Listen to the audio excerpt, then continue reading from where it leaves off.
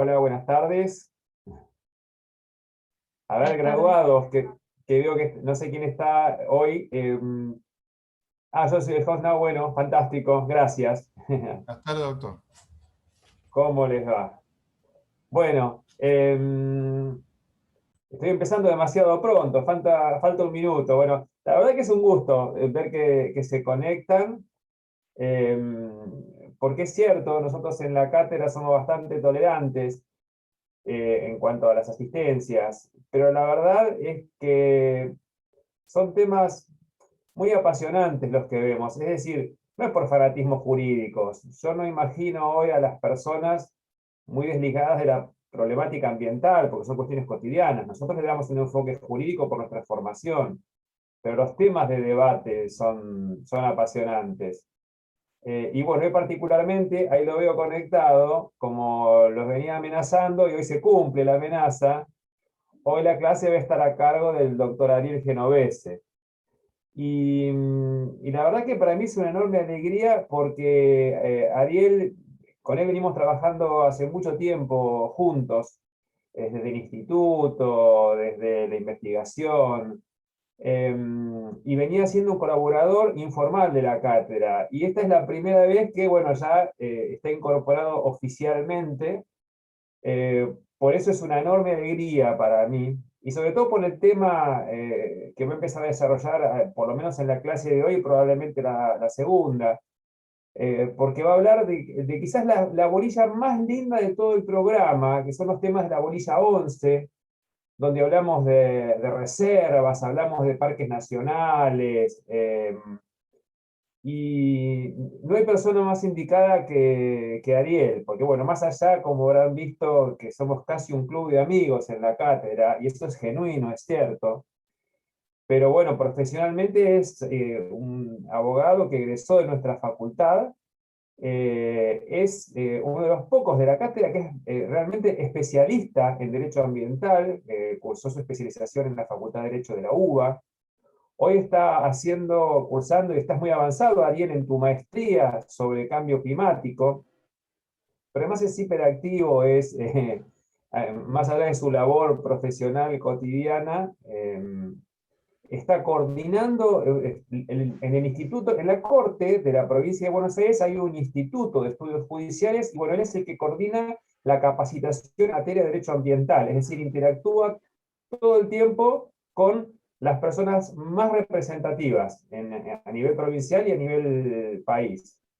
Y también, bueno, es un activo coordinador y partícipe que veía hoy, Ariel, que habías publicado en redes que se cumplen años de la creación de las reservas privadas argentinas. Así que bueno, como les venía diciendo desde la clase anterior, más allá del enorme cariño que le tengo en lo personal, su formación y su compromiso, porque lo que hace Ariel es trabajo de campo, no solo teoriza, él es la persona que vemos en las reservas, vemos en las reuniones, vemos permanentemente en donde se suceden y acontecen los fenómenos que después son objeto de trabajo o de estudio ambiental. Así que bueno, hoy los voy a dejar con el doctor Genovese. Entonces, Ariel, ahora te voy a designar host para que puedas compartir material. E insisto en esto, es un tema muy ameno, quizás la bolilla que más me gusta del programa, así que bueno, se la cedemos, me la roba Ariel siempre, porque no hay mejor persona que él para darla. Yo voy a estar en contacto, por supuesto, siempre por el chat, después hablaremos con Ariel, y bueno, en la clase que viene no sé si la va a dar él completa solo o conjunto, pero bueno, basta de prolegómenos, te cedo, y bueno, y gracias. Y no se pierdan la clase, que más allá de lo linda que es, siempre alguna preguntita en el examen va a haber, obviamente, de lo que se dé hoy, eso seguro. Gracias, Ariel, te cedo la palabra. Preguntas en el examen seguro, siento que es la bolilla o el tema favorito del titular, así que estén atentos y atentas a lo que podamos llegar a entender en tan poquito tiempo respecto de algo complicado, con muchos años de evolución, incluso, no sé si compartís con esto, Freddy, que incluso anterior hasta la formulación del derecho ambiental. Las áreas protegidas es algo que viene desde mucho antes, quizás arraigado en otras concepciones de cómo pensar el territorio, el de preservar determinados lugares extraordinarios por su belleza, ¿no? Pictórica, representativa imaginemos que enseguida uno piensa en Cataratas del Iguazú, en el Parque Nacional Los Glaciares, en Nahuel Huapi, en Bariloche, esos paisajes hasta de grosera belleza, ¿no? Bueno, eso no es algo que es nuevo, es una historia que tiene por lo menos más de 100 y pico de años, y bueno, quizás recién empezaba el derecho ambiental por entonces, capaz que han visto ya los fallos de los saladeros de 1890 y pico, pero muy vinculado a salud, ¿no? Esto no empieza como derecho ambiental y hoy está en una transformación constante, ¿no? ¿Para qué protegemos? ¿Qué protegemos? Si es parte o de qué instrumento de gestión y política ambiental, para quién se protege, si se protege en todos los lados de la misma forma. Bueno, tiene que ver mucho con eso las áreas protegidas. Así que yo lo que traje, bueno, primero gracias a la cátedra por, por cederme siempre esta bolilla, bueno, por haberme incorporado formalmente este año. Generalmente esta charla la dábamos el 5 de junio, que era el Día del Exactamente. Ambiente, el día que se conmemora por la Declaración de Estocolmo de 1972, pero bueno, cayó sábado este año, así que no, no se dio en ese momento. Pero bueno, como dice Méndez, es la parte como más lindo, más agradable, o que más nos llena de esperanza en lo que es la preservación de la naturaleza, ¿no? Las áreas que hemos logrado conservar, que hemos logrado resguardar de la libre acción humana. Eh, yo no voy a hacer eso de presentarnos porque se nos va a ir la clase, estoy viendo algunas caras, tratando de identificar nombres, pero si les pregunto en qué anda cada cual, va a ser complicado de poder entrar en esta horita y monedas que tenemos. Sí les quisiera preguntar si ustedes regularmente visitan áreas protegidas, si conocen, si participan activamente en la gestión de algunas, si integran algún comité de gestión. Una pregunta más específica sobre este tema, ¿no? Si ustedes conocen áreas protegidas, si saben si tenemos áreas protegidas en nuestra cercanía, y bueno, y de paso voy asociando un poquito nombres con caras en esta situación tan rara de la virtualidad.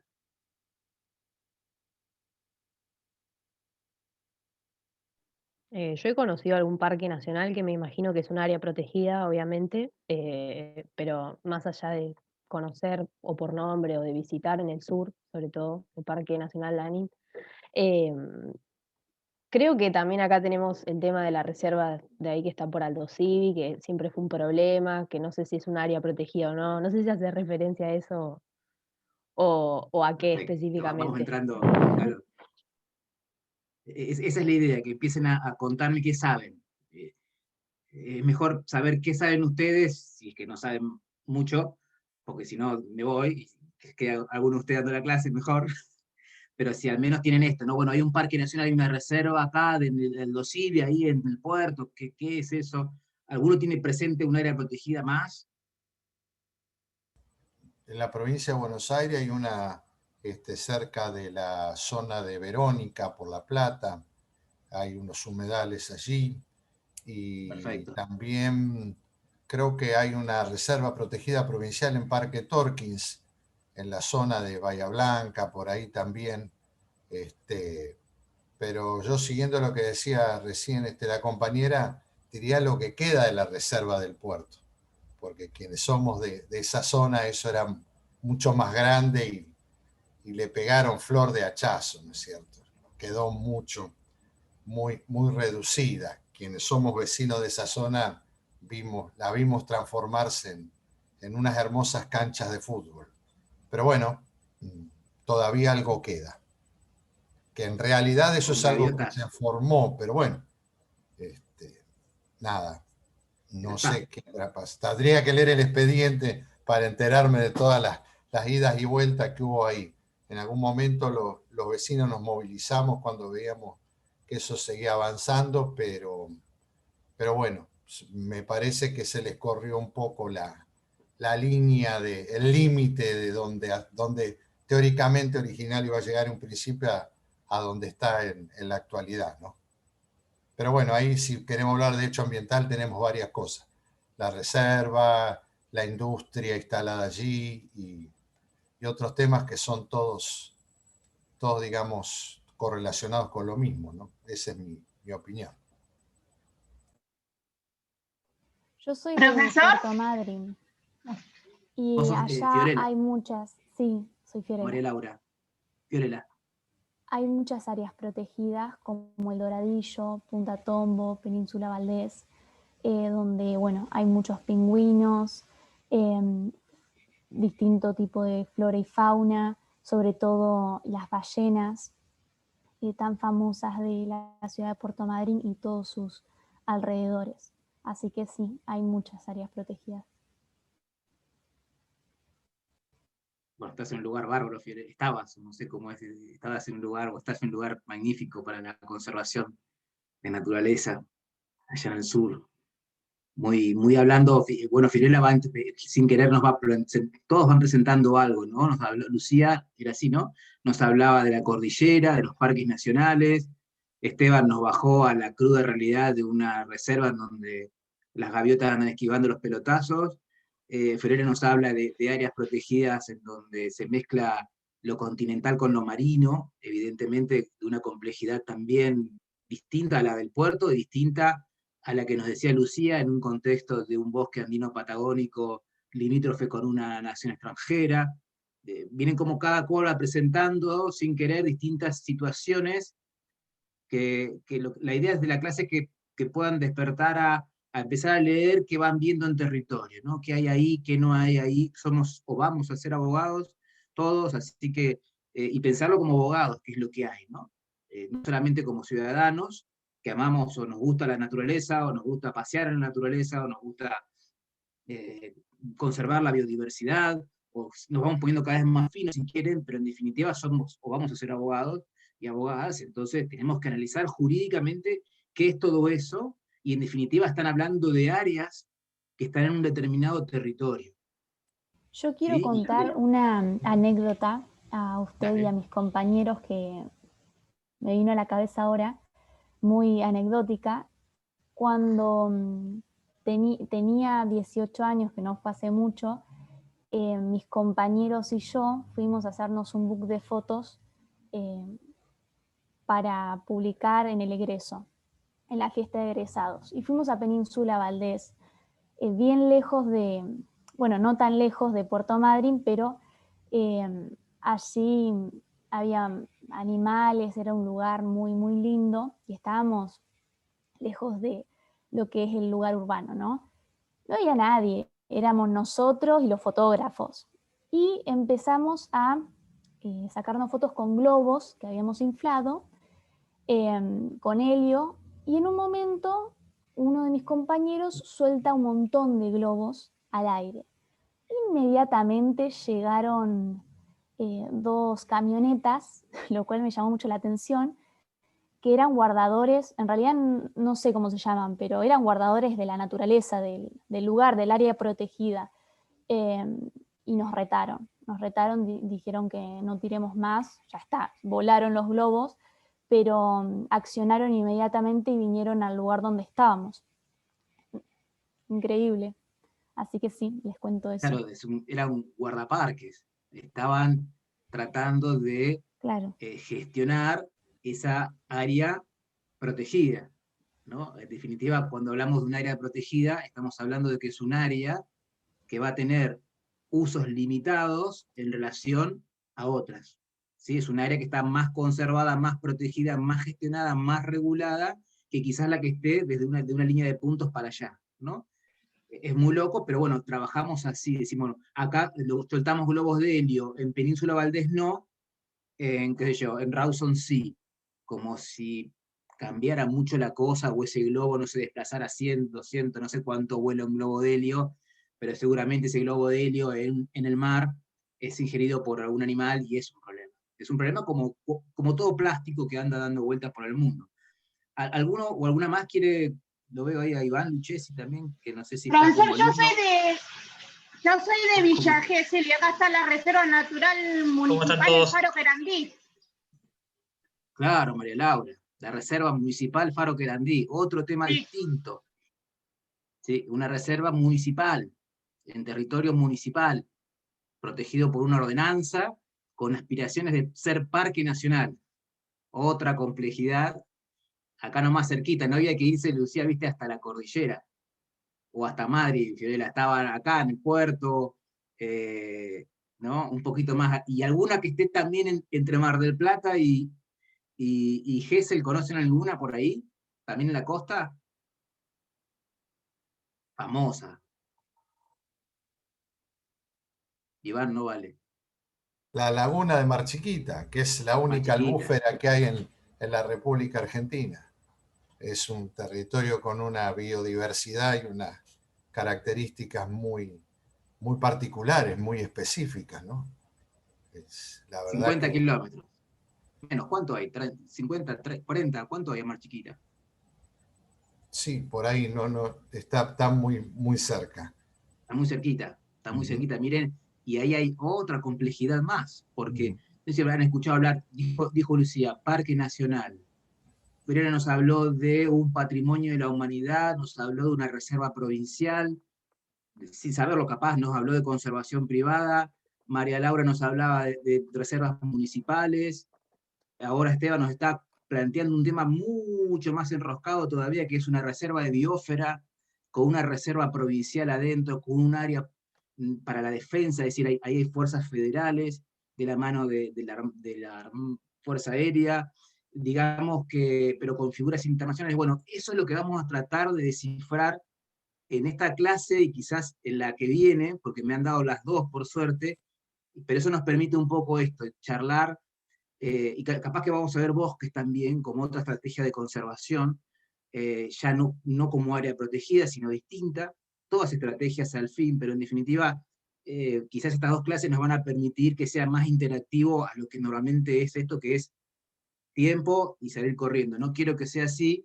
quiero que me vayan preguntando, yo intentaré responderle, porque es un tema que no está muy desarrollado por abogados, es un tema de otras disciplinas, es más de la biología, de los geógrafos, de otras, Quebrada del Condorito dice, claro, entre la sierra, perdón, no pasa nada, Andrea.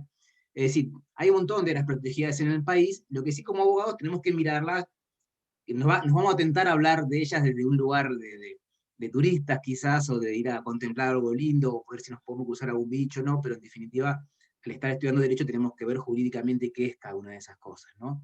Y por qué se conserva. Pero no duden en interrumpir, en preguntar, quiero que sea interactivo, me gusta hablar demasiado y eso no es bueno, así que interrúmpanme, si no cuanto mucho lo ponemos Iván de moderador, que cada me dice Ariel, aflojá, que no se te entiende nada, o bueno, no, o apretá, que hace falta profundizar un poco más.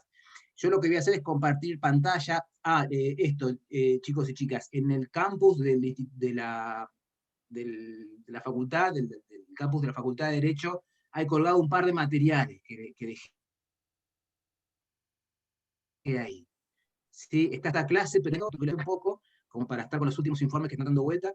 También hay un par de informes muy interesantes, un informe de la Secretaría de Ambiente de Nación, o el Ministerio, respecto a las áreas protegidas, en el último diseño, y también hay un interesante informe que fue presentado hace unos 30 días, un informe que hace Red Parques, que es como una organización latinoamericana que evalúa lo que es el estado de la conservación en la región, ¿no? En América Latina y el Caribe. Son textos largos, son textos por ahí con una terminología que no estamos acostumbrados a escuchar, quienes estudiamos Derecho, pero bueno, ahí tienen quizás algunos gráficos que puedan servirles para comprender. Quizás después de esta clase puedan leer con mayor agilidad o con mayor... que no sea tan tedioso, ¿no? Analizar esos textos que a veces no sabemos muy bien a qué responden.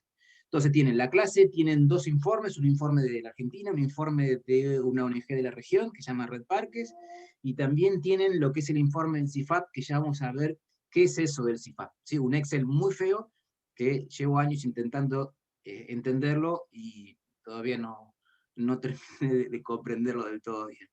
Pero bueno, son cosas que, es como esto del derecho ambiental o lo ambiental, cada puertita que uno abre es un nicho de trabajo enorme, que está lleno de especialistas, hay gente que viven exclusivamente no de áreas protegidas, sino de determinados sistemas o instrumentos para crear áreas protegidas. Hay gente que trabaja en Ramsar, hay gente que trabaja en biosfera, hay gente que trabaja en parques nacionales, hay gente que trabaja en cada una de las 24 jurisdicciones que tiene el país. Imagínense la complejidad de esta puerta que intentamos abrir en un ratito, ¿no? Ni que hablar si podemos llegar a reparar en el tema marino, ¿sí? Que es la gran novedad de la conservación, ¿no? Las áreas protegidas marinas. Si no comprendemos el territorio, imagínense lo que hay del agua para abajo que ni siquiera lo vemos. Así que vamos a tratar de empezar, entonces. Díganme si hay algún problema de tipo de que no se corra algún video, o si está congelada la imagen, porque yo no suelo tener buena señal donde vivo. ¿Ok? Sí, se ve bien. Bueno, no sé ahora cómo sacar esto de cuadradito, pero bueno, quién sabe. Bueno, ¿por qué le decía? ¿Alguien sabe cómo se saca esto que aparece acá? No. No. Si no salgo de presentación y la pasamos así. Así no queda tan extraño. Bueno, a ver, ¿por qué le decía que esto lo tenemos que ver como abogados que somos? Porque, en definitiva, no sé si tienen presente esta pirámide, la típica pirámide con la que estudiamos, con la que nos enseñan esto de la jerarquía de las normas, ¿no? La Esta pirámide de Kelsen. kelseniana. Claro, Claro, la conocemos así. La pirámide de Kelsen, que nos explica que hay una prelación normativa y que determinadas normas tienen una jerarquía superior a otras, ¿no? Entonces la idea es entender que dentro de esa prelación normativa, de esa jerarquía normativa, hay distintas normas que hay que conservar, ¿sí? Entonces vamos a tener normas en la Constitución Nacional que nos va a decir por qué hay que conservar, vamos a tener normas en convenios ambientales internacionales que nos van a decir por qué hay que conservar o qué hay que conservar, y después nos vamos a ir como ampliando, bajando en la jerarquía y en la especificidad hacia leyes nacionales, como la ley de parques nacionales, podremos agregar la ley de áreas protegidas marinas, que también es una ley nacional, podríamos agregar leyes de presupuestos mínimos, si quieren, o presupuestos mínimos dentro de esas mismas leyes. Podemos pensar también en las áreas protegidas provinciales y las leyes que las regulan, ordenanzas municipales, acuerdos entre privados, pero en definitiva, como somos abogados, tenemos que saber, y seguramente ya lo han visto, esto del artículo 41 de la Constitución Nacional, en nuestra pirámide, nuestra máxima altura o jerarquía normativa, en el artículo 41 tenemos previsiones de corte de conservación, ¿sí? No sé si ya han visto el artículo 41, supongo, ¿no? Sí. Ok, ¿se acuerdan que en ese primer párrafo, yo lamentablemente no puedo ver las caras de ustedes en la medida que voy pasando las diapos, no sé qué está pasando, pero debe ser algún tema de mi configuración, pero ¿se acuerdan que ese artículo 41 nos garantizaba el derecho a vivir en un ambiente sano, equilibrado? Acá me dice Andrea que se ve borroso. ¿Ustedes ven bien? Pensé que era mi compu, pero sí, se ve, Se ve como borroso, pixelado. como pixelado. Pixelado se ve. Debemos estar con problemas de conexión. Ok, bueno, ahí lo que dice en esa diapositiva cita el artículo 41, segundo párrafo, ¿no? ¿Se acuerdan que primero el artículo 41 nos decía que teníamos derecho a vivir en un ambiente sano y equilibrado? ¿Se acuerdan? Apto para el desarrollo humano, lo de la cuestión de la intergeneracionalidad, el deber de protección, pero hay un segundo párrafo del artículo 41 que es como más raro o más ejemplificativo. Bueno, ahí yo encuentro ya algunas pautas o algunas obligaciones hacia el Estado de por qué tiene que conservar, ¿sí? Por qué tiene que conservar naturaleza, ¿no? Recuerden que dice que las autoridades proveerán a la protección de este derecho, a utilizar racionalmente los recursos naturales, dice a preservar el patrimonio natural y cultural, y la diversidad biológica, ¿sí? Y a la información y educación ambiental. ¿Qué quiere decir con esto? Quiere decir que, en definitiva, la obligación que tienen los estados de preservar el patrimonio natural, de conservar la diversidad biológica, tiene fuente constitucional.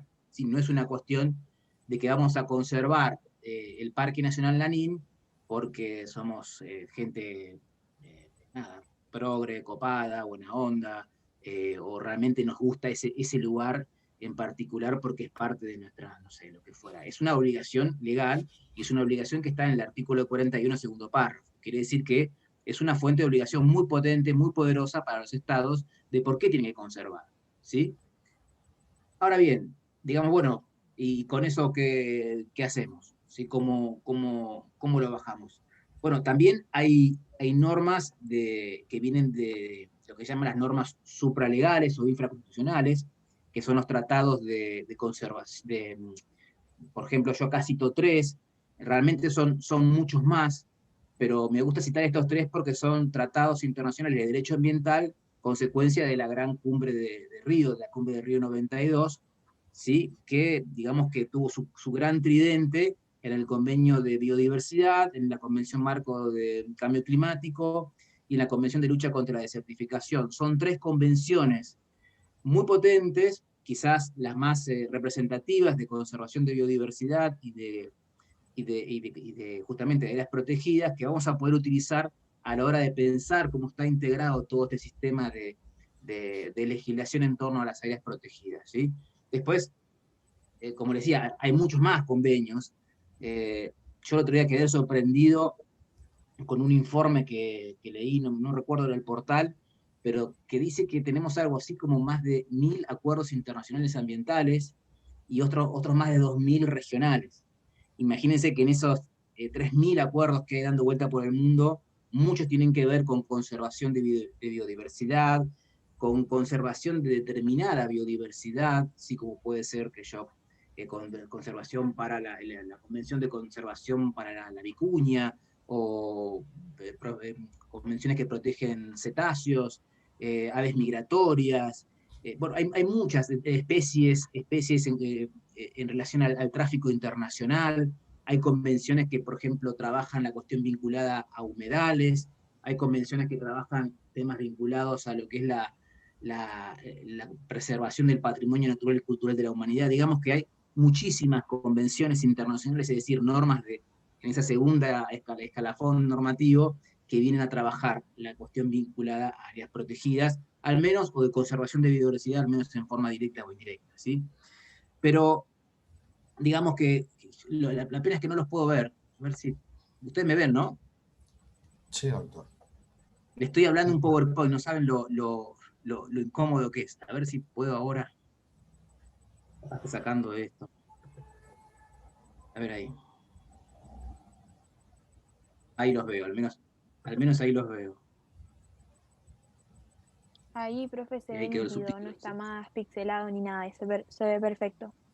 Perfecto, bueno. Vamos por acá mejor, entonces al menos veo algunas caritas dando vuelta por ahí. Entonces, como les decía, es difícil realmente hablarle un PowerPoint, pero ahora va a ser mejor. ¿Ven cómo vamos desde esa pirámide, esa jerarquía normativa, cómo vamos ampliando la cantidad de normas o la especificidad de las normas para entender un poco más a qué viene esto de la conservación de la biodiversidad y de determinadas áreas de la geografía de los países? Pero digamos que cuando hablamos de conservar la biodiversidad, tenemos que hablar del convenio de diversidad biológica. Yo no sé si lo han visto esto. ¿Han visto este convenio? No lo hemos visto. No. Bueno, ¿se acuerdan que les dije que en ese Río 92, de ese Río 92 surgieron 3 grandes convenios de derecho internacional ambiental? Bueno, uno es el convenio de diversidad biológica, es un convenio que lamentablemente no lo vamos a poder abordar en esta clase, es sumamente complejo, tiene también un protocolo, que es el protocolo de Nagoya, que seguramente lo van a escuchar hablar en algún momento, que tiene que ver con material genético, con cuestiones de patentes, porque en definitiva de la biodiversidad se saca la materia prima para hacer todo lo que tenemos, ¿no? Todo lo que como humanos usamos. Bueno, hay un convenio que trabaja sobre eso, de ese convenio vamos a tirar de la puntita de un par de ideas que surgen de ahí. ¿Por qué? Porque quienes trabajan en conservación de biodiversidad o diversidad biológica entienden que las áreas protegidas es la forma más efectiva, ¿sí?, de conservar la biodiversidad. ¿Qué mejor? Pensemos que agarrar un área, cerrarla, poner un montón de dinero, ¿sí?, para que ese área funcione conservando la biodiversidad que alberga. Está genial, ¿no? Digamos que sería algo muy piola, como le pasó a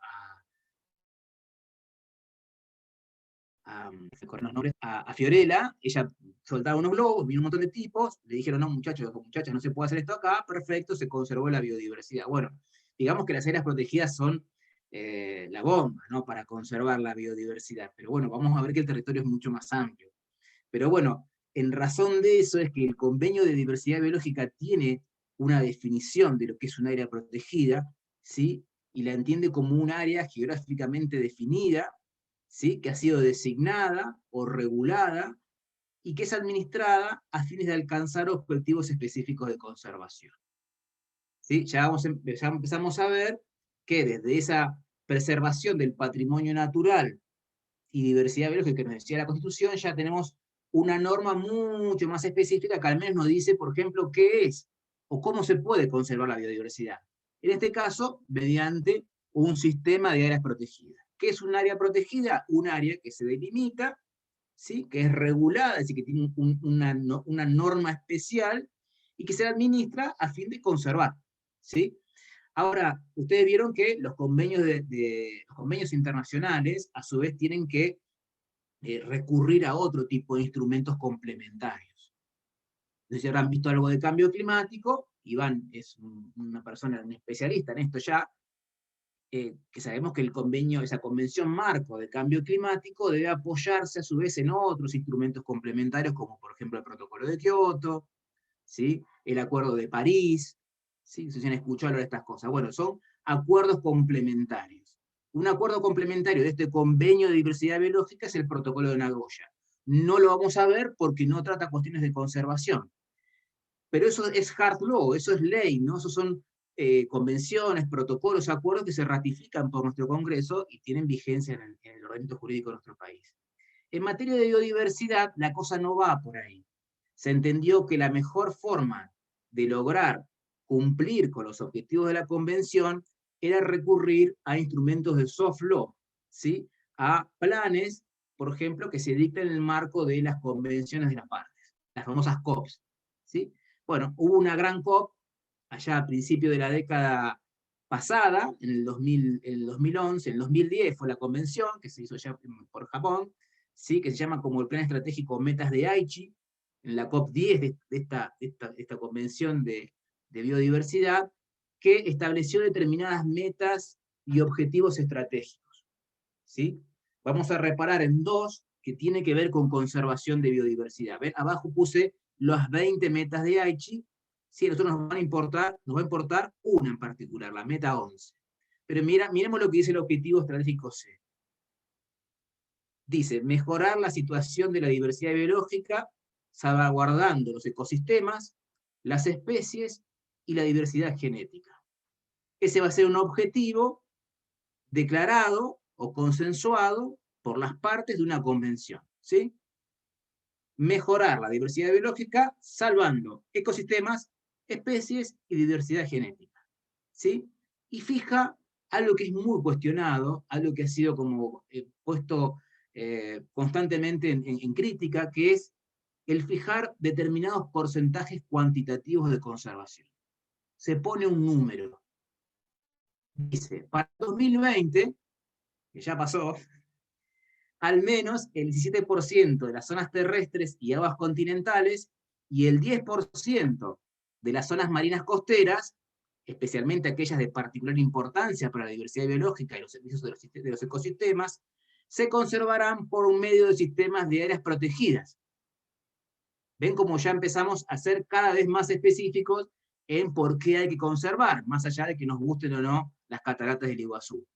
Dice la meta 11 del acuerdo de Aichi, que viene de la mano del convenio, ¿sí?, que para el año pasado teníamos que llegar a conservar al menos el 17% de la zona o superficie terrestre y el 10% de la zona marina, ¿sí? Especialmente áreas de particular importancia para la diversidad biológica y los servicios de los ecosistemas. ¿Sí? Quiere decir que, bueno, vamos a conservar áreas que sean realmente valiosas, ¿sí? Que sean importantes. ¿Para qué? Para albergar biodiversidad. Esto de que no toda la vida sea lo mismo, que no toda la vida sean pinos o pollos adentro de granjas, porque en definitiva también son vida, pero bueno, se habla de la biodiversidad, ¿no? Habla también ahí de las cuestiones vinculadas, vieron, a diversidad genética, porque ahí está la diversidad genética, y habla también de servicios ecosistémicos, sí, que tiene que ver que en definitiva cuando hablamos de conservar áreas, estamos preservando aptitudes que esas áreas brindan a la humanidad, ¿sí? Entre ellas la biodiversidad, pero hay otras tantas más aptitudes que nos brindan las áreas protegidas en la naturaleza, como puede llegar a ser, pensemos, regulación de climas, fijación de suelos, ¿sí? Productos que utilizamos para nuestra vida diaria, etcétera, etcétera, etcétera. Digamos que esos son los servicios ecosistémicos, no sé si son nociones que ustedes manejan o no, pero si no las conocen, por favor díganme que reparamos un poquito, y si las conocen mejor, así seguimos. Bien, pero dice que esas zonas, esos porcentajes se van a conservar por medio de sistemas de áreas protegidas, ¿sí? Administradas de manera eficaz y equitativa, ecológicamente representativos, bien conectados, y otras medidas de conservación eficaces basadas en áreas, y están integradas por paisajes terrestres y marinos amplios. Parecen palabras, pero digamos que alcanzar consensos en el ámbito internacional, de las negociaciones internacionales en base a estas palabritas, es muy complicado. Porque ponerse un lazo en el cuello y decir voy a conservar el 17% de mi superficie no es fácil. ¿Por qué creen ustedes que no es fácil conservar superficies en el territorio de un país? Y por múltiples cuestiones, económicas, demográficas. No todos los territorios son habitables para las personas, es decir, a veces están afectados países pequeños por cuestiones que son más allá, como grandes cuencas de los ríos que atraviesan muchos países, o diferencia de un país muy desarrollado industrialmente con otro que no lo es tanto. Es decir, hay toda una serie de cuestiones que a veces hace de que no es lo mismo decir el 17% de un territorio donde tienen el 50% un desierto, que un país que tiene por ahí como el nuestro grandes extensiones explotables y habitables. Y después, bueno, por supuesto, eso está asociado... Pero Esteban, ¿cuál es la principal amenaza que sufren estas áreas? El ser humano, pienso yo, con sus intereses políticos y con sus intereses comerciales, y el hombre es el que ha modificado consciente o inconscientemente todo el planeta, ¿no? Por lo menos eso es lo que yo creo y lo que por lo menos hoy se ve. Inclusive ustedes decían en alta mar, hoy en el Pacífico hay una isla de plástico que ha sido creada por los miles y millones de toneladas que se han tirado de plástico al océano, ¿no? Y ya se ha agrupado. Por ejemplo, nos hablaba hoy, ahí se me van los nombres, perdón, María Laura. María Laura, vos que estabas en GESEL, vos estás en GESEL, sí. ¿Cuál es la principal presión que sufre esa área protegida? Y sí, cuestiones políticas para mí también. El lugar está buenísimo, ¿por qué no se hace un área protegida y listo? ¿No? Ponemos 17, llegamos a 17, cerramos 17, joya, ¿y por qué no se hace? ¿Qué podría ir en ese área protegida o en esa reserva Faro Querandí? ¿Qué podría ir ahí? Perfectamente. De todo, un tiempo compartido, un desarrollo turístico, es un lugar que puede hacer un paraíso de pescadores. De primera línea, es la perla de la corona de la conservación bonaerense, Faro Querandí. Son 6.000 hectáreas de duna bien conservadas. con toda esta movida de vivir en lugares prístinos, de vivir en contacto con la naturaleza, volver a conectar con esa naturaleza de la que nos desconectamos por propia estadía tecnocrática, digamos que las áreas protegidas son lugares muy codiciados, sufren todo tipo, y aparte tienen la biodiversidad, quizás tengan materiales minerales, podemos hablar de cuestiones vinculadas a hidrocarburos, pensemos en los famosos humedales y todo tipo de presión que sufren, cuestiones vinculadas a energía, ¿no? Digamos que son áreas que son difíciles de consolidar y también muy difíciles de mantener. Lo más común que puede suceder acá es que son áreas que caigan en el olvido, o que sean áreas que sean meramente declaradas como tales, pero sin una gestión, como dice ahí, eficaz y equitativa. Muchas de las áreas protegidas que tenemos en la Argentina son grandes superficies formales, declaradas como tal, pero sin esos guardaparques que le aparecieron a este grupo de jóvenes que querían sacarse una foto, ¿no? Imagínense una área protegida de 100.000 o 120.000 hectáreas en los altos Andes mendocinos o sanjuaninos, difícilmente vayan a aparecer 2 camionetas. Normalmente, o imagínense los esteros de Liberá, con las millones de hectáreas que se representan, qué poder de policía tenemos para que se recorran cada metro cuadrado de un humedal tan extenso como los esteros. Entonces, digamos que un gran desafío es no solamente preservar áreas, designar áreas, definir áreas, designarlas, regularlas, sino más difícil aún es administrarlas, ¿sí? Para alcanzar objetivos de conservación de manera eficaz y equitativa, ¿sí? Y otro tema más complicado aún es que sean ecológicamente representativas. Vamos a ver que determinadas áreas biológicas o geográficas o ecorregiones o biomas son más representados que otros por razones múltiples. Y otro tema tiene que ver con la conectividad de las áreas. De nada nos sirve o poco sirve el área natural Faro Querandí si está solita, ¿sí? Porque en definitiva los bichos o la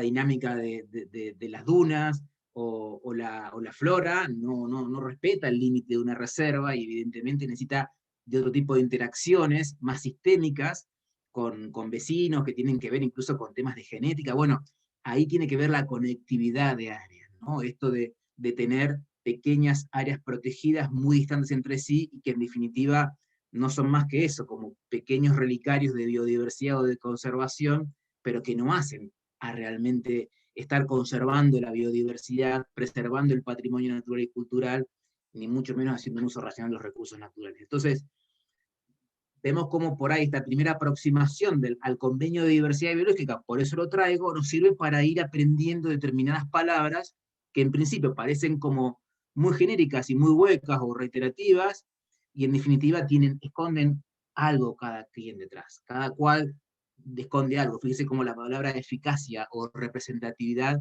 es mucho. ¿Y dónde lo veo esto? Miren, hace poquito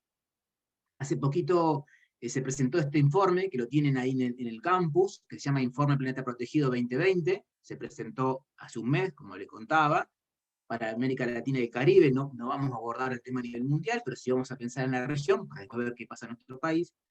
Ahí, a la izquierda, tienen un mapita en donde ustedes pueden ver las áreas protegidas que hay designadas, que están declaradas, están administradas, todo eso como decía el Convenio de Diversidad Biológica, en Latinoamérica y el Caribe. En azulcito van a ver las áreas protegidas marinas, y en verde las áreas protegidas continentales o terrestres. Ahí amplío, por ahí se ve un poquito más. ¿Qué es lo primero que ven ahí? Que estamos En re Argentina mal. no hay mucho verde, la verdad. Se ve En la Argentina no hay, sí. Ni verde, ni mucho. azul, nada. Mirá, Candela, fíjate que hay un poco de azulcito allá abajo. ¿Ven allá abajo azulcito? Sí. Bueno, eso es un montón de hectáreas. No se imaginan la cantidad de hectáreas que son esas, pero lo vieron con mucha astucia, de que está muy verde una parte y no tan verde otra parte, y que somos la parte menos verde. ¿Sí? Y eso tiene que ver, piensen que esto es información oficial. Después vamos a ver de eso verde que es administrado de manera eficaz y equitativa, ¿sí? Y Otro tema que yo, lo primero que veo, sin saber de derecho ni nada, es que no hay conectividad ahí, ¿no? Y que hay zonas que no están representadas. ¿Sí? Son cosas que escapan, la podemos ver todos, estudiemos lo que estudiemos, pero bueno, vamos viendo en base a definiciones legales, a definiciones de soft law en este caso, cómo ya hay un incumplimiento. Y parecería como que es muy verde en Brasil, ¿no? Es muy verde la Amazonía. Bueno, y como abogados, ¿qué vamos a hacer? Tenemos que pensar por qué está tan verde ahí. Si será que está verde porque no se puede entrar a la cantidad de bichos que hay, o en realidad, por ejemplo, son zonas que terminan siendo tributarias de fondos internacionales, o son áreas en donde la Comunidad de Naciones pone un especial foco porque son zonas de, ¿cómo le llaman? Son áreas megadiversas, digamos, todo el mundo... A ver, piensen que América Latina y el Caribe conserva el 40% de la biodiversidad del planeta, tiene la mayor superficie de bosques del planeta, tiene no sé qué número, qué escalafón, esas cosas que siempre aprendo y me olvido, ¿no? De arrecifes coralinos tiene unos que son premium, digamos, que hay mucha biodiversidad acá, y está conservado de esta manera. Y miren un poquito para acá, les paso un gráfico de la derecha, es un gráfico muy interesante, porque nos muestra, en los últimos 20 años, acuérdense que esto de Aichi es del 2010 al 2020, muestra cuál fue la evolución en lo que es los porcentajes de superficies bajo áreas protegidas. ¿Ven? ¿Ven cómo está el porcentaje? ¿Se acuerdan que hablamos de 17% en el convenio, en la meta 11 de Aichi? Lo trazan con línea amarillita de puntos, y el 10% trazado con línea celestita de puntos. ¿Sí? Ven cómo desde el 2000 al 2020 no ha habido cambios tan bruscos en materia de conservación de superficies terrestres, como si los hubo en áreas marinas, que están en color celeste. Ven como en el 2015 se para la gráfica, ¿sí? Y hay un amesetamiento en los últimos años. Pero ven como, evidentemente, ¿qué leo yo de esto? Es que parecería que cuando se habló del 17%, en el 2010, ya lo teníamos en el 2004, y hoy estamos casi en un 24% en la región en conservación de superficie terrestre. Y que hemos sobrepasado bastante la marina, pero que estaba en el menos del 2 o el 3% a comienzos de siglo. ¿Sí? Ven que hay como dos frecuencias distintas, con lo cual verán que en la parte marina está la efervescencia de todo esto. ¿Sí? Y en lo otro, digamos que como región, nos sacamos un sobresaliente, ¿sí? A nivel América Latina y el Caribe. ¿Sí? Pasamos la meta de Aichi, y ahora vamos camino a la meta, porque se acuerdan que era hasta el 2020, y estamos en el 2021. ¿Qué pasó en el 2020? La pandemia. La pandemia. Todos los congresos llenos de gente que se haga linda, hablan en 14.000 idiomas, que bueno, eso no se hizo nada, se suspendió todo, y se pasó para este año. Pero yo tuve la oportunidad de estar en Perú, en el Congreso de Áreas Protegidas de América Latina y el Caribe, y se decían en el 2019, bueno, ¿y qué hacemos ahora el 2030? ¿Cuánto conservamos al 2030? Y con el criterio del eslogan, ¿no? Al 2030, al 30. Una cosa que en definitiva para mí no hace más que poner de manifiesto de que esto de los porcentajes es bastante tribunero, ¿no? Digamos que el 30, el 17, el 19,5, 21,8, 59, no sé qué significan, porque definitivamente lo que va a importar también es no solamente la cantidad, sino la calidad de esa conservación, que en letra chica nos describía la meta 11 de Aichi, ¿sí? ¿Entienden ahora por qué les expliqué tantas palabritas, por qué tanto finito? Bueno, tiene que ver con los compromisos que el Estado-Nación asume. Y cuando asume compromisos de conservación, está asumiendo en muchos casos, y espero que no se esté grabando esto, está asumiendo límites al desarrollo. Si yo conservo áreas protegidas marinas, estoy poniéndole un límite a la pesca. Estoy poniéndole un límite a la prospección y explotación de hidrocarburos, estoy poniendo un límite a un montón de temas. En temas marinos, y ni que hablar en temas terrestres. Entonces esos compromisos de conservación en principio irían en contra de lo que entendemos por desarrollo. Lo que vamos a ver es que no en todos los lugares se conserva igual, porque en determinadas áreas no se va a poder conservar en forma estricta. No se va a poder conservar como en el Parque Nacional Lanín, sino que va a haber que pensar dentro de esas áreas usos y actividades productivas. ¿Sí? Ahí es donde se empieza a complejizar más esto, desde esa imagen prístina de las cataratas del Iguazú, donde, no sé, nos imaginamos una comunidad originaria, en taparrabos, con un guacamayo y un mono. Bueno, hay que pensar en áreas protegidas, quizás en Tandil, ¿sí? Lleno de gente andando en auto y comiendo queso. O sea, la complejidad de esto es tratar de lograr la mayor representatividad y superficie territorial, porque la biodiversidad necesita estar conectada. ¿Sí? Los suelos necesitan tener ciclos conectados, no sirve la fragmentación de los hábitats. Vamos a la siguiente, a ver, acá. Bueno, acá, esto es lo que hablábamos, ¿no? Hablábamos, ¿no? De la sobrerepresentación y la subrepresentación de determinados biomas. El concepto de bioma es muy de los biólogos. Si los biomas son una forma de describir determinadas identidades biológicas a nivel global, ¿sí? Es más fácil, a ver, no va a haber un bioma que se llame estepa patagónica. El bioma va a ser, bosques templados, ¿sí? O sabanas de tal característica, ¿sí? Bueno, estos son los biomas terrestres. Entonces, lo que ve esta gente, que se hizo este informe, miren cómo en color más oscuro están los biomas más representados, y en colores más claros los biomas subrepresentados. Entonces miren cómo acá, por ejemplo, en color amarillito aparece el lugar donde vivimos nosotros. La provincia de Buenos Aires, Santa Fe, Córdoba, ¿no? El corazón productivo del país, amarillito. ¿Qué significa eso de amarillito? Amarillito dice que es el menos del 5% de la superficie está representada o está conservada. Entonces, en esa parte del país, que también es la de Uruguay, por ejemplo, o la parte del sur de Brasil, son áreas de fuerte presión antrópica, de fuerte presión del hombre, de fuerte propuestas y corazón productivo, y en donde los sistemas de protegida brillan por su ausencia. Y miren cómo están verde fuerte en áreas que son prácticamente inaccesibles de la Amazonía. Entonces, yo no sé si es casualidad o realmente se conserva donde se puede, ¿sí? Porque en la verde oscuro significa que hay más de un 30%, y en la amarillito clarita menos de un 5%, ¿sí? Y nuestro país, a excepción de lo que es la cordillera, perdón que ahí termino, a excepción de lo que es la cordillera, que es donde estaban los primeros parques nacionales, todo lo demás hace gala de sus colores claros, ¿sí? No sé quién había hablado. Yo pregunté por los pastizales, que también sería un tipo de... ¿Quién habla ahí? Que no tengo ¿no? María Laura. María Laura. Los pastizales, sí. Claro. Bueno, creo que están conservados en menos del 2%.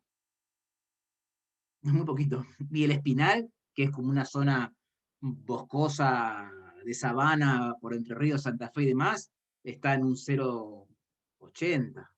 ¿Qué es lo que quedó, no? En definitiva, es lo que quedó de lo que fue la explotación irracional de los recursos naturales. Pero ven cómo aparece aquí esto de que o sea, como América Latina habíamos sacado sobresaliente porque nos pasamos casi al 24 o 25%, ¿sí? Pero a nivel de la región, hay partes que no llegó ni el 5%. Lo mismo en la cuestión marina. Vienen a los marinos allá. También, la misma lógica. El fuerte es lo más conservado y lo más clarito es lo menos conservado. ¿Cuál es la zona clarita que vemos? ¿Cuál es la zona más clarita que nos llama la atención a nosotros acá? La todo parte nuestra. Argentino. Exactamente. Y miren lo que está pintado de color oscuro. Sí, todo lo que está alrededor de las Islas Malvinas y al sur de la Isla Grande, Tierra del Fuego, sur de Chile. Lugares cómodos para pescar, ¿no? Sí. Lugares sin conflictos bélicos, sin disputas de soberanía. Está todo bien ahí abajo. ¿Entienden la presión que reciben las áreas protegidas y cómo se van creando áreas protegidas en función del grado de presión que tienen? es muy fácil declarar un área protegida al sur de las Islas Malvinas, de millones de hectáreas marinas. Claro, si no va nadie. Pero vamos a crear un área protegida acá enfrente de la costa de Mar del Plata, a ver qué pasa. Ahí va a estar mucho más complicado. Lo que necesitamos, lo que pasa es que los bichos no andan en función de disputas de soberanía. ¿Sí? La naturaleza tiene otras lógicas. ¿Sí? Por eso la importancia de la conectividad y de la representatividad en esto de las áreas protegidas. Acá lo mismo, desglosado, ¿no? Como puesto de otra forma. Lo que les contaba, los colorcitos, miren cómo ya acá es como un poquito más claro, los colores ven como casi toda Argentina, del color más claro, al igual que el norte de México, ¿sí? Y las áreas de mayor biodiversidad, sí, con una representación de conservación, casi como un relojito de arena, ¿no? Las partes claritas abajo y arriba, ¿sí? Y las partes más potentes en lo que es la Amazonía, que es este lugar que no solamente es de Brasil, sino de otros tantos países más. Pero bueno, y acá lo que preguntaba María Laura, ¿no? ¿Qué es lo más conservado? Bueno, hielos continentales, 100% de conservación, manglares, ven lo que le contaba de los biomas que tienen nombres raros para los otros abogados, ¿no? Pero miren, cuando decía, bueno, y los pastizales, ahí ven, ¿no? En el número 2, de mala conservación, praderas, sabanas, matorrales templados, ¿sí? Desiertos xerófilos, bosques y matorrales mediterráneos, desiertos, o sea, praderas, sabanas, matorrales, bosques secos, digamos que casi todo nuestro país está muy mal conservado, ¿sí? Miren, acá hay otro mapa más. A mí me encantan los mapas porque después de haber estudiado toda mi carrera con profesores que enseñaban leyes y códigos en una educación muy distinta a la que están teniendo ustedes ahora, entender el derecho con mapas o con imágenes y colores me parece fascinante. Pero miren acá, por ejemplo, esto de la conectividad, ¿no? Nuevamente, ¿en qué destacamos? Con el color más fuerte. En la conectividad de nuestras áreas protegidas. Menos del 4% de las áreas protegidas están conectadas. Tenemos la peor nota en conectividad, al igual que México. ¿Sí? Y al lado es un gráfico más complejo de leer, en gris, cada cosita es un país, ¿sí? Uno de los tantos 50 y pico países y territorios de América Latina y del Caribe. En verde oscuro significan áreas protegidas conectadas, en verde clarito significan áreas protegidas no conectadas, y gris sería no protegido. Bueno, Argentina anda por acá, como ven, con apenas un poquitín de verde, un poquitito más de verdecito, y mucho gris. ¿Sí? Esto no es una crítica de corte de política, ni nada por el estilo, tiene que ver con, imagínense ustedes que conservar o crear áreas protegidas en un país es un proceso de muchos años, de una política de Estado sostenida en el tiempo. Esto no es un problema ni de Alberto, ni de Cristina, ni de Mauricio, no lo quiero nombrar, a un señor que ya se murió, que fue presidente también, pero bueno, fue la persona en cuya gestión más áreas protegidas se crearon, aunque no lo puedan creer. Digamos, es una cuestión que trasciende las gestiones, ¿no? Tiene que ver con la presión que sufre el territorio de la mano de la explotación de la naturaleza, del uso irracional de los recursos naturales. Vamos. Yo me refería a eso hoy con cuestiones políticas, con lo del Faro, por el tema de querer declararlo parque y todo lo que hay de fondo con eso.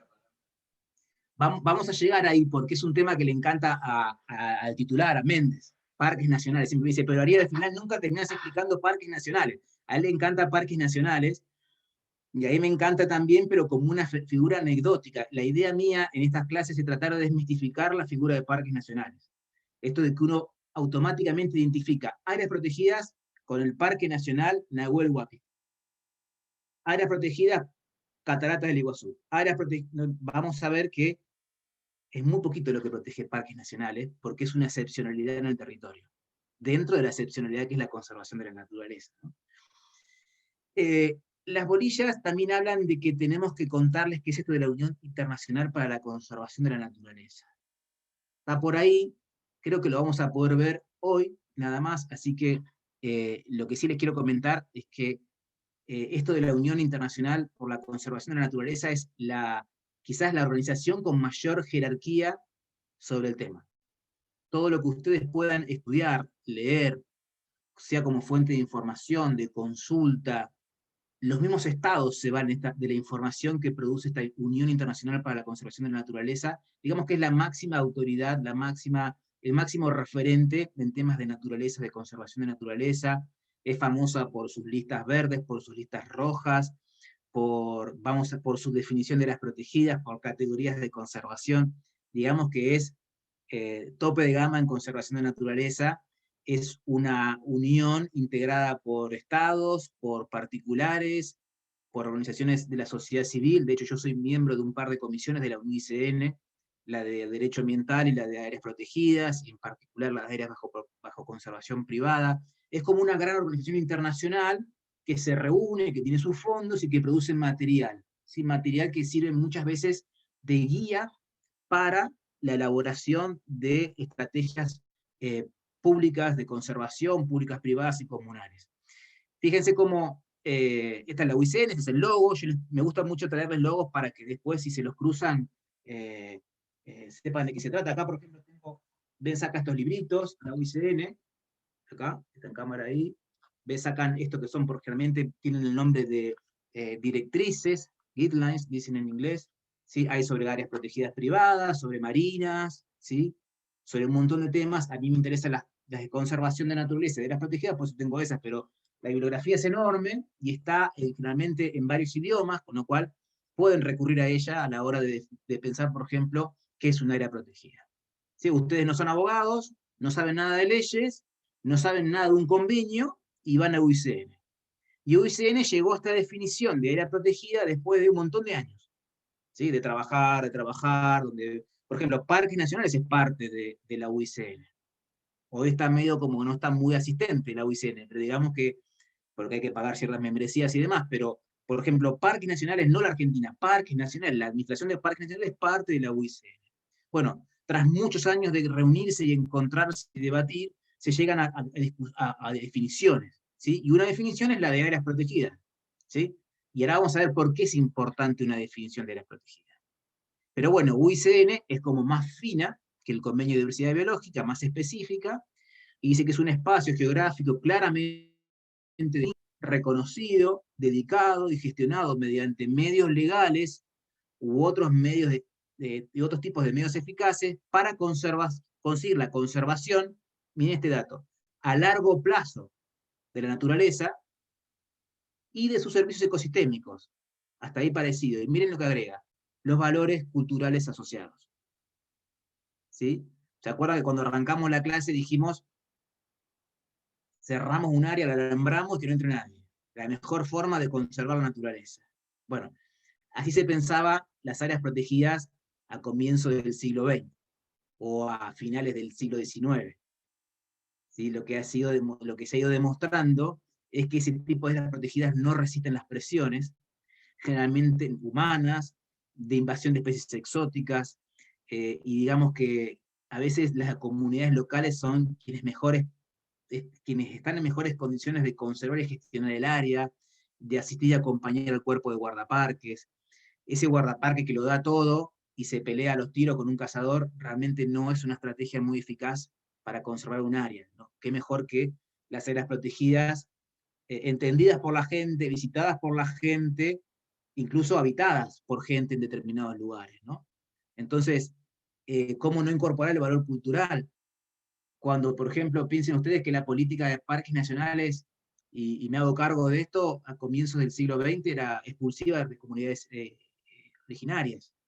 ¿Sí? Hoy hay que integrarlas a la gestión, a las comunidades originarias. Habrán visto el caso de los mapuches en el Parque Nacional Lanín. Bueno, están ahí, estaban antes de parques nacionales, y conocen mejor que nadie el lugar, y les puedo asegurar que no tienen esa voracidad de explotación que tenemos nosotros los no originarios. Entonces, digamos que esto de expulsar el privado, el sector privado también, es una cuestión que se está reviendo, ¿no? Entonces, miren cómo en una definición incorporamos una evolución del sistema de las protegidas. Primera creada con esa pulsión de cerrar, conservar, y conservarlo de una manera prístina, de una manera como una cajita de cristal, a ver que por ahí no pasa la cosa. Y que también es bueno conservar el valor cultural que tienen las áreas. Para eso sirve esta definición. Y bueno, acá no se ve porque está todo como, a ver si por ahí pasándolo ahí, no, pero se ve el cartelito. Bueno, ¿esto qué es? ¿Qué dice la UICN? Y esto ¿ven cómo son los libritos directrices para la aplicación de categorías de gestión de áreas protegidas? ¿Qué es esto? No entiendo todavía lo que aparece abajo del subtitulado, no sé dónde sale eso, pero estoy hablando de otra cosa y habla de eso. Bueno, no importa. ¿Qué dice la UICN? La UICN dice, cada área protegida tiene que tener un objetivo. Se crea para algo.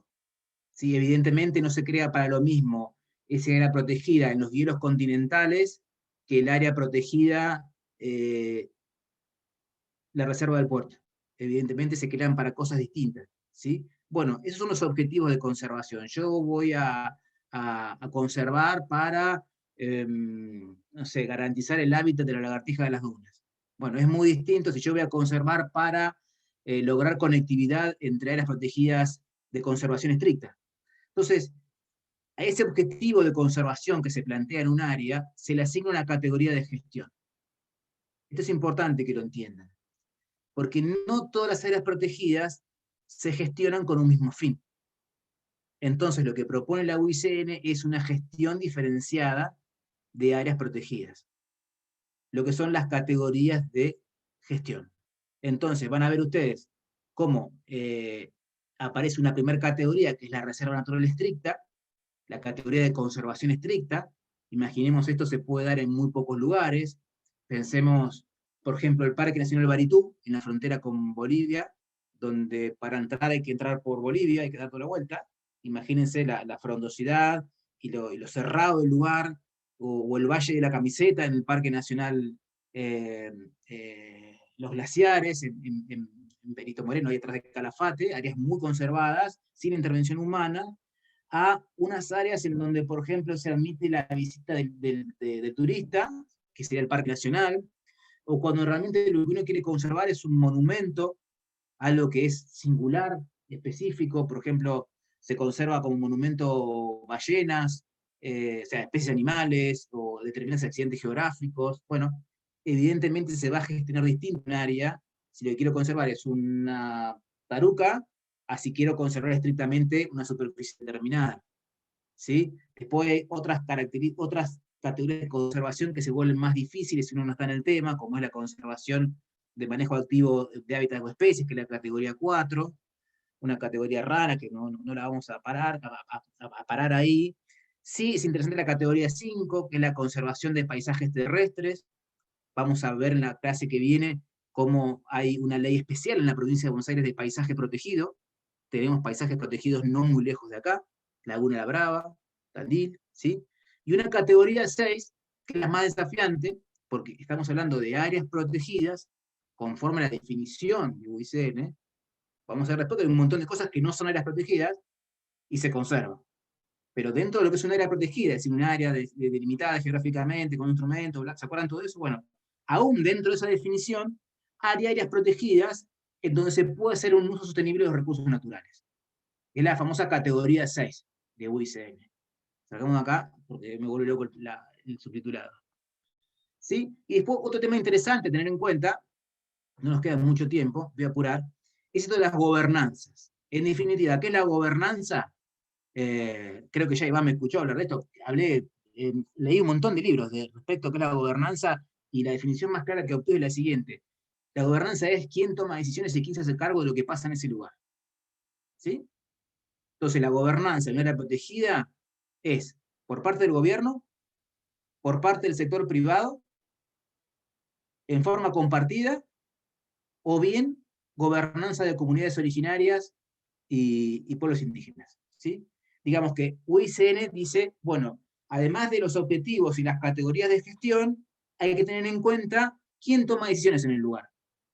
Si es el Estado, si son los privados, o son las comunidades, tanto indígenas como criollas, por ejemplo, ¿no? Las comunidades locales. Y después hay una categoría de gestión compartida donde se puede dar un mix de estas gobernanzas en particular que les comento. ¿Entienden más o menos por qué es importante esto de la UICN? Porque nos empieza a dar un poquito más de luz en cuanto a cómo mirar las áreas protegidas.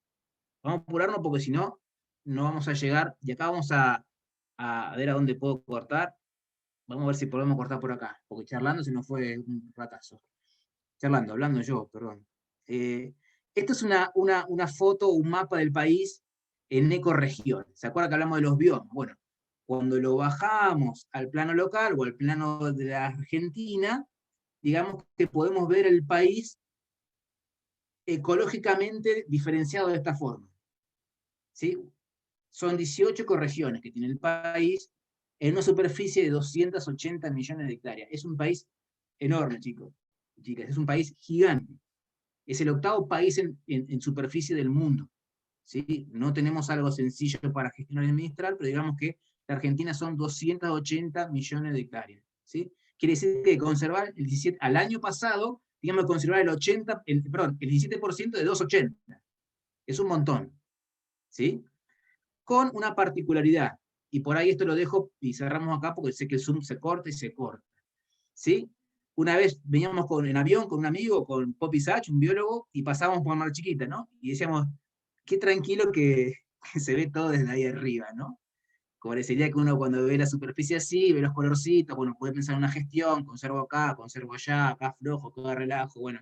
Lo cierto es que si uno mira como un poquito más de cerca, ve que hay como límites, ¿no? Hay límites políticos que van a hacer mucho más complejas las estrategias de conservación, ¿sí? Incluso ven como ese mismo mapa que lo veíamos con colorcitos de geografía aérea o satelital, se complejiza con esto que les contaba de las ecorregiones, ¿no? Evidentemente no va a ser lo mismo una gobernanza en un área de selva paranaense que en un área que yo de estepa patagónica. Es muy distinto, la estrategia de conservación va a ser otra, las estrategias van a ser otra, todo eso que le conté a UCN va a ser diferente, ¿sí? Y ni que hablar, y con esto cierro, este problema, o este tema, o este desafío de organización que tenemos.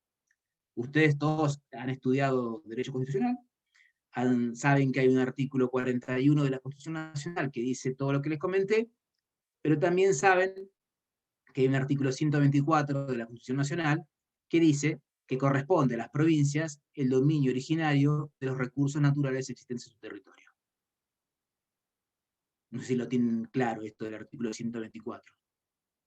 Pero es muy importante que lo entiendan, porque a la hora de pensar la política ambiental de nuestro país, tenemos que pensar el 41 en la pirámide en un mismo rango de jerarquía que el 124.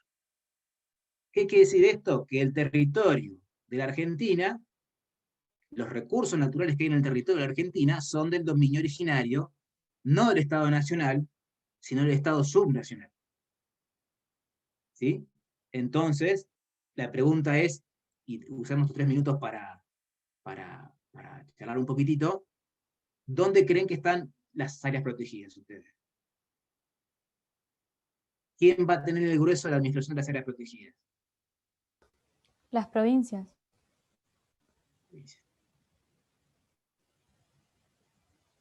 Entonces vamos dejando algunas interrogantes para la próxima clase. Y entonces, ¿Parques Nacionales dónde está? ¿En qué parte de todo esto está Parques Nacionales? Ahí está Córdoba, ahí está La Pampa, hasta Río Negro, Neuquén. ¿Dónde está Parques Nacionales? ¿Cómo se explica Parques Nacionales en esto? Si para nosotros Parques Nacionales era las áreas protegidas del país.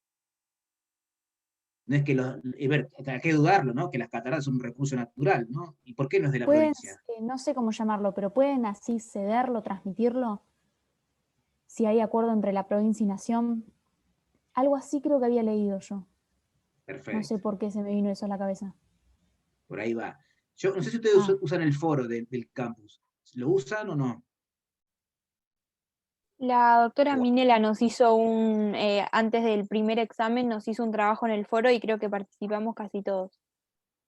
Bueno, porque por ahí estos temas los podemos pasar en el foro, por ahí con algún enlace les indico el número de la ley de áreas protegidas, de Parques Nacionales, así nos ponemos un poquito más a tiro de lo que viene, pero este sería el interrogante, ¿no?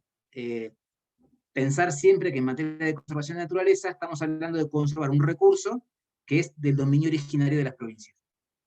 ¿Cómo hacer para conservar un recurso del dominio de las provincias desde una política de alcance nacional? no ya regional, sino, ¿no?, a nivel nacional. ¿Cómo hago yo? ¿Cómo hago para decirle a Santa Cruz lo que tiene que conservar? Porque en definitiva, si no, hay 24 países. Es el tema del federalismo, ¿no?, tan complicado para la gestión ambiental. ¿Cómo lo logramos? Lo vamos a ver en todo tipo de normas sectorial.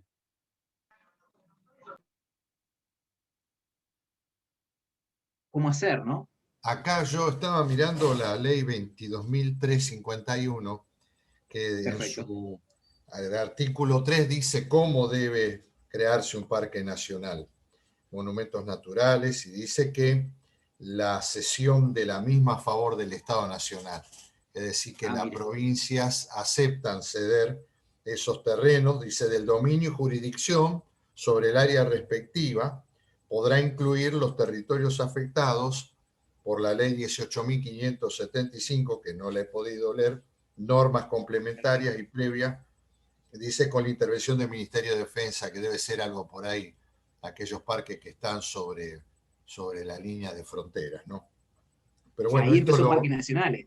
Sí, esto yo lo había impreso y en su momento, pero no lo había leído. Ahora cuando usted nos plantea esto, me pongo a mirar así rápidamente y encuentro en esta ley, en el artículo 3, un poco algo de lo que usted nos está preguntando, ¿no? ¿Cómo se hace? Es decir, la provincia cede a la nación y ahí permite que parques nacionales pueda enviar a un empleado, una condición, digamos, dentro de un territorio, no es una intervención, está mal, es una administración federal de un territorio provincial. Exacto. Lo que pasa es que ese territorio provincial tiene que haber sido previamente cedido. Cedido, no claro. solamente en su dominio, sino en su jurisdicción. Exacto, sí. Acá entonces, dice justamente del dominio y la de jurisdicción sobre el área respectiva. María Laura, ¿qué es lo que pasaba en Querandí? Y el Estado Nacional lo tiene que aceptar también, ¿no? Porque si no lo acepta, ¿qué pasa? Claro. Ahí viene el... Por eso hay una ley provincial y una ley nacional. Una Exacto. que cede y otra que acepta. Pero recuerden que se cede el dominio, que puede ser del Estado provincial, como puede ser un privado, pero básicamente la jurisdicción. Entonces, ¿en qué quedó? ¿Entienden cómo juega esto que es tan importante? Entonces acá noten si quieren el 75-30. Es lo que dice la Corte, ¿no? O sea, no vamos a tener ya tenemos 3 artículos de la Constitución hablando de áreas protegidas o vinculados. El 41, el 124 y el 75-30, que léanlo para la próxima. Y si quieren, léanse esa ley que nos comentó Esteban. Esteban, no, sí, hablaste, sí. Sí. La 22.351, que es la ley de parques nacionales. Pero léanla, a ver, sobrevuelen las leyes, no se queden. Porque la idea de estas clases es que ustedes, se despierte el interés de ustedes decir, ¿y cómo? Entonces, parques nacionales no era todo, no es todo parques nacionales. Dale adelante, es 1.62% del territorio parques nacionales, no es nada. Imaginen para llegar al 17. 100 y pico de años de historia y llegaron al 1.62. Con parques nacionales no llegamos nunca al 17 y al 30% del 2030 menos. ¿Sí? ¿Por qué? Porque tenemos un país de organización federal. ¿Entienden? Entonces, por más que querramos parque nacionalizar todo el territorio, es muy difícil. Es muy difícil porque los gobiernos tienen que ceder el dominio, si es que el dominio es propio del Estado provincial, del Estado municipal o del privado, pero básicamente la jurisdicción. Y acá aparecen los tires y aflojes. Yo he visto chicos y chicas guardaparques que no se hablan en función de la jurisdicción para la cual trabajan. Y son vecinos. Por acá arriba, por San Juan, donde no hay nada, Parque Nacional San Guillermo, Puma, Guanaco y Piedra, ahí. Y los tipos no se prestan gasoil, porque son los federales y son los provinciales. ¿Entienden? Y los federales son los ricos y los provinciales son los pobres. Y los provinciales tienen el territorio y Parques Nacionales tienen los pedacitos en los que se dio jurisdicción y dominio. Entonces, en las áreas protegidas también vemos estas rivalidades que intentan solucionarse, aprovecho, en espacios como este, ¿no? Todas esas caruchas que ven ahí son políticos que se sientan en grandes mesas y llegan a ver por ahí atrás el COFEMA. Dicen, escuchó hablar del COFEMA. Bueno, hay mucho del COFEMA para poder entender el Sistema Federal de las Protegidas. ¿Saben lo que es el COFEMA ustedes? No, profe. Bueno, vamos a empezar a ver entonces también qué es el COFEMA. El COFEMA es el Consejo Federal del Medio Ambiente. ¿Sí? Lo tiene en la Ley General del Ambiente, está ratificado por la Ley General del Ambiente, pero fue un consejo que creó ese presidente que sigo sin nombrar y que estaba vivo cuando, la época de Esteban y la mía, ¿no? Un Sí. presidente que realmente ha hecho los cambios más significativos de la política argentina, creo que para mal, pero los ha hecho él, ¿no? ¿Qué quiero decir con esto? Que así como fue la persona que más áreas protegidas creó, también fue, por ejemplo, quien creó el Consejo Federal del Medio Ambiente. En definitiva, porque ese presidente era un gran tejedor de acuerdos políticos. Y para pensar la política nacional, hay que sentarse con todos esos tipos de esas tipas a consensuar, coordinar y concertar políticas. ¿Entienden? Entonces el Consejo Federal del Medio Ambiente es un consejo, un órgano intra e interfederal en donde se intenta acordar una política ambiental común, en donde está la nación, las 23 provincias y la Ciudad Autónoma de Buenos Aires. Esto va muy de la mano, o sea, se ratifica con la Ley General del Ambiente, pero es un acuerdo de los años 90. Se ratifica con la Ley General del Ambiente. Digamos, es un espacio de concertación de políticas. Se acuerda esto, ¿no? Por ejemplo, se va a definir qué es un bosque y qué no es un bosque, más allá de lo que diga la ley de presupuestos mínimos. Entienden que es como una pata, la pata que le da equilibrio a la atención federal, la pata que hace posible las leyes de presupuesto mínimo. ¿Sí? Es como un órgano de mayor definición de lo que dice la ley de presupuesto mínimo, porque en definitiva estamos hablando de leyes nacionales. Bueno, ¿cómo se representa el interés federal? Bueno, se representa desde el COFEMA. Lamentablemente, un órgano subvalorado por la nación, por las provincias, a veces tiene sus auges, tiene sus retrocesos. Realmente, para mí, la dinámica del COFEMA es apasionante porque es donde realmente vemos cómo se cocina la política ambiental del país. Pero una política ambiental que va a llegar al territorio. No sirve de nada la ley desde el Congreso, si no logramos que baje a territorio la política. Bueno, el COFEMA es el espacio para eso. Y dentro del COFEMA, con todas esas caruchas que ven a ver ahí por ahí, hay algo parecido para áreas protegidas, más específico aún, que se llama el CIFAP, que yo se lo nombré varias veces, el Sistema Federal de Áreas Protegidas. Porque cuando Esteban nos leyó la ley 22.351, conjuntamente con la ley de las protegidas marinas, es el Sistema Nacional de Áreas Protegidas. Lo que tenemos que entender nosotros y nosotras es el Sistema Federal de Áreas Protegidas. ¿Entienden por qué les expliqué tantas pavadas? Porque quiero llegar a esto. Para pensar la política de conservación de naturaleza en territorio federal, hay que tener un organismo parecido al COFEMA, pero de áreas protegidas, que va a estar integrado, miren por quiénes. Por el COFEMA, por parques nacionales y por el Ministerio de Ambiente. Entonces, en un lado vamos a tener los intereses de las provincias concertados, las políticas de nación, como Estado-nación, como Estado nacional, lo subnacional, y esta rara avis que tenemos en nuestro país, que es la administración de parques nacionales en un Estado federal. ¿Sí? ¿Entienden un poquito cómo, vieron cómo se va espesando cada vez más el truco y nos vamos poniendo cada vez más abogados de hablar de pajaritos, ranas y plantas? Estamos empezando a hablar de acuerdos de concertación que se ratifican por leyes, las cuestiones de las tensiones políticas del federalismo, los recursos naturales, las presiones, la conectividad, cómo lograr conectividad en un país que está dividido por línea de puntos. Es realmente, y que son cada cada línea de punto tiene su administración, su jurisdicción respecto a esos recursos. ¿Cómo hace un Estado para afrontar metas en el marco de acuerdos internacionales que en realidad tienen que tener la buena voluntad de las provincias, porque si no, no nos alcanza jamás, y la que da la cara afuera de la nación, no sale a dar la cara afuera de Chaco, o la provincia de Buenos Aires, que tiene menos del 5%, ¿entienden?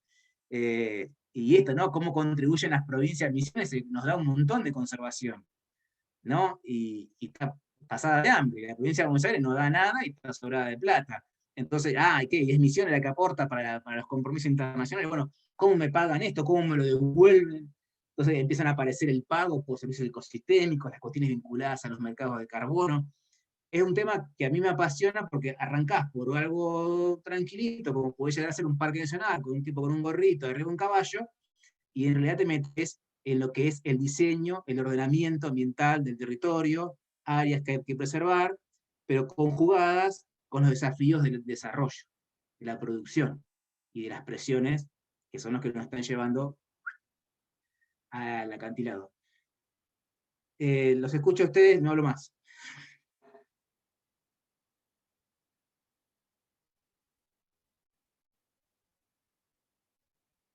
Después les paso la nota de concepto al doctor Méndez, así que necesito observaciones e intervenciones muy precisas y agudas. Bueno, digamos que es un mal endémico lo de las rivalidades entre las administraciones provinciales y nacionales. En cualquier ambiente que uno haya desarrollado su tarea, ve que eso es común, no solamente en las cuestiones ambientales.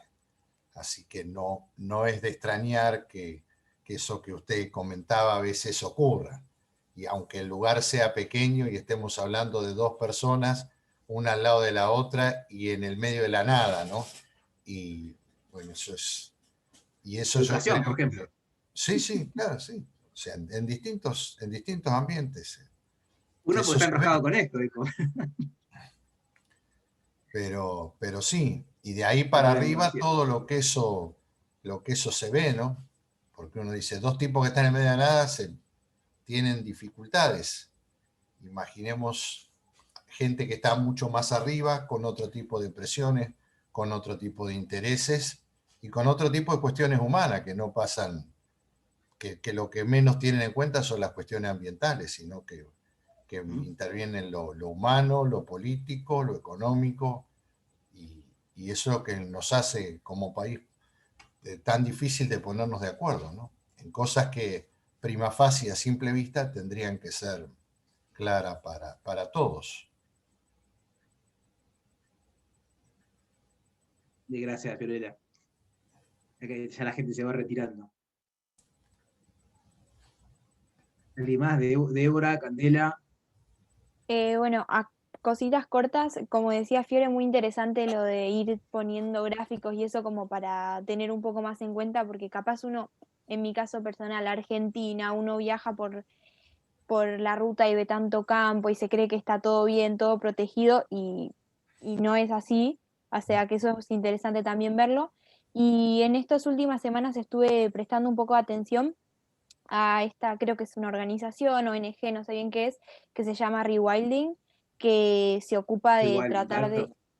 Sí, el trabajo que estuvieron haciendo en los meses pasados en Chaco y mostraba cómo estaban ahí en el impenetrable tratando de traer especies nativas y todo eso, y del otro lado creo que era el río, se veía Formosa que había propiedades privadas a las cuales ellos no podían tener ningún tipo de acceso. Entonces, qué difícil también incluso para organizaciones que le ponen la mejor voluntad y no sé obviamente las internas, pero no sé si tendrán tanto enfoque político y todas esas cosas. Incluso también para ellos debe ser muy difícil porque llegar a un país en el que cada territorio tiene desde hace muchos años distinta propiedad de este, propiedad del otro, y que... Candela, y pensar en el bicho, que el bicho que por ahí cruza creo que está el Pilcomayo ahí, y de un lado le tiran y del otro lado es una estrella de rock. De un lado lo tienen protegido con cámaras, comida perfecta, y del otro el que lo agarre, claro. Claro. Sí, pasa mucho, por ejemplo, con la Casa del Puma, que hay provincias que premian la Casa del Puma y otros que se la protege. ¿Y cómo hace el Puma para darse cuenta? Digo, entre Buenos Aires y Córdoba es fácil por el cantito, pero yo no sé si nos diferencian mucho entre La Pampa y la provincia de Buenos Aires. Es complicado ¿no? esta segmentación del territorio.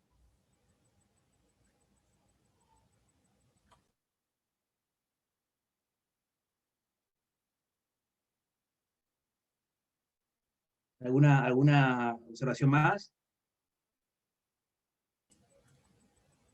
No, pensaba los otros días viendo un programa de la que combaten la caza ilegal de elefantes en el África, que salvando las distancias pasa exactamente lo mismo.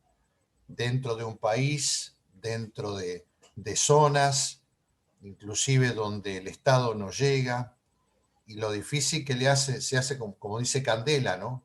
Investigaciones que arrancan en Europa, en los Estados Unidos, y que lo llevan hasta esos lugares del corazón del África, donde la realidad cambia totalmente, ¿no? Y lo difícil que es implementar en el campo una medida efectiva. Los otros días hablábamos con la doctora García Minella de una cuestión, yo le decía que a veces el resumen de la palabra es complejo, ¿no? Porque es complejo poner de acuerdo a las personas, y por ahí lo que en un lugar se ve como un terrible delito, en otro lugar o en el lugar de origen empieza a tener otra visión, ¿no? El desafío es en esos lugares mantener la sustentabilidad humana, que es lo que da pie a veces en muchos lugares donde la pobreza hace que el que está ahí haga cualquier cosa para poder sobrevivir. Cosas que tienen que ver con la caza ilegal, la pesca ilegal, la tala ilegal, todo ese tipo de cosas. O sea, creo que es el gran desafío, ¿no? De poder resolver ese tema, ¿no? Y vamos a ver, Esteban, que así como las áreas protegidas son una forma o un instrumento o una estrategia para conservar la biodiversidad, entre otras cuestiones, también hay otros instrumentos, ¿sí? Como que vamos a tratar de llegar a hablar de la ley de bosques. ¿Sí? Cuando uno habla de una ley de presupuestos mínimos, como es la de bosques nativos, en definitiva ya no está creando un área protegida, o sea, es un área geográfica que no va a estar delimitada, como dice la UICN, en el Convenio de Diversidad Biológica, en donde no va a haber cuestiones de jurisdicción ni de cesión como la 22351, en donde no va a haber planteado objetivos claros de conservación de manos de entidades que le hace Administración de Parques Nacionales, Dirección de las Protegidas de tal o cual provincia, bueno, porque el territorio es el 100, no es ni el 17, ni el 1322, ni el 30, el territorio es el 100. Entonces, tengan presente que esto sirve como una muestra gratis en algo que pareciera que está todo bien, que es conservar las ballenas, los pingüinos y las cataratas del Iguazú. ¿Cómo hay problemas acá? Imagínense en cómo conservar los pastizales, donde están los suelos más fértiles de nuestro territorio, en un país que se dedica a producir y exportar commodities. Entonces, es como una introducción a la complejidad de la explotación de los recursos naturales. De ese lugar que hay que conservar. Lo más restrictivo, porque si acá se conserva, quiere decir que en todo lo demás, no. ¿Sí? Bueno, ¿qué pasa en el resto del territorio? También es la gran pregunta, ¿no? ¿Qué pasa en ese, sería 83%, ¿no? ¿Cómo se conserva? Porque en definitiva necesitamos algo más que el 17%. Entonces, ahí están los desafíos, y ahí creo que está lo apasionante de esta materia de derecho ambiental, de recursos naturales, que es salir un poco de esa lógica de la explotación del recurso para empezar a ver la transversalidad, empezar a ver la política, la dificultad de lograr consensos, acuerdos, ¿no? En un país federal. A mí realmente yo vengo del derecho penal, chicos, no piensen que toda mi vida estudié esto, hace 10 años que me enloquecí con esto, pero nosotros no veíamos nada de estos temas. Por eso realmente a mí me encanta de que se puedan dar estos temas en la universidad, porque en definitiva uno ve esto, ¿no? ¿Por qué esto pasó en este gobierno? ¿Por qué esto pasó en este otro? ¿No? ¿Cómo tiene que ver? ¿Cómo hay tanto de política con Iván estamos cursando una maestría en cambio climático, y realmente ahí es más apasionante, porque ahí estos desafíos se llevan a escala global, esto mismo a escala global, porque digamos que el mundo es una gran federación, ¿no?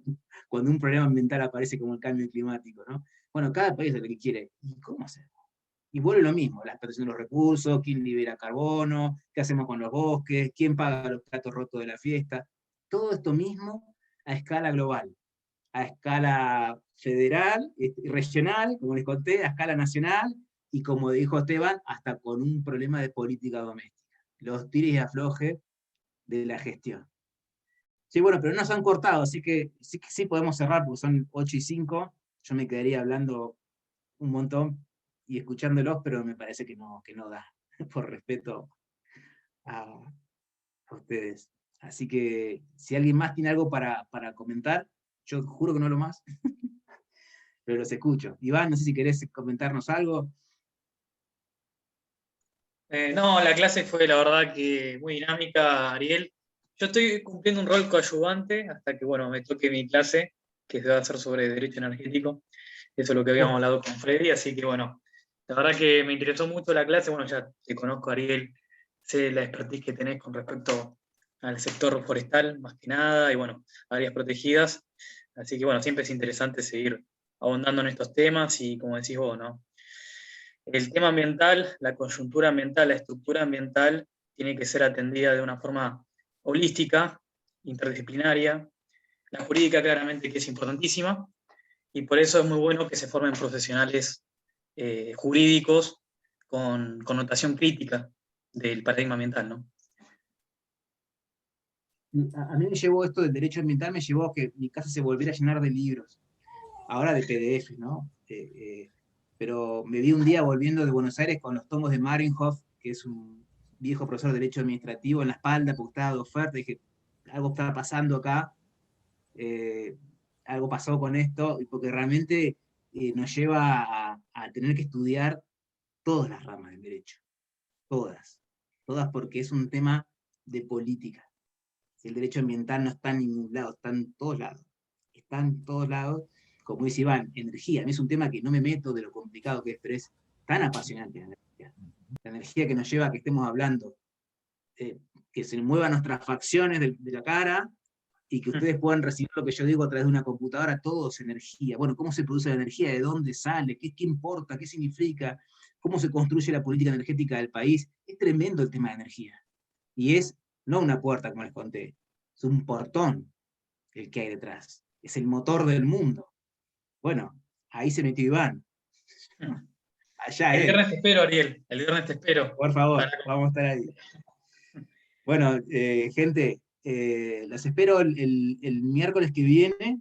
Vamos a trabajar la ley de parques nacionales, vamos a ver la convención Ramsar, vamos a ver el programa de biosfera, vamos a ver las reservas provinciales, las municipales, las reservas privadas y otras estrategias de conservación basadas en áreas en 1 hora y media. Y bosques nativos. Así que bueno, les mando un saludo grande y muchas gracias por el aguante. Chao, gracias. Gracias, doctor. Buenas noches. Gracias. Buenas noches.